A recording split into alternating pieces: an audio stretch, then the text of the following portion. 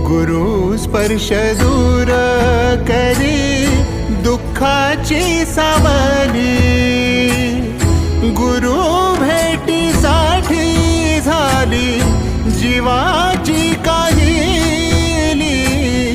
भक्त तुझा गुरुदेवा पुरता अटला, भेटला विठ्ठल माझा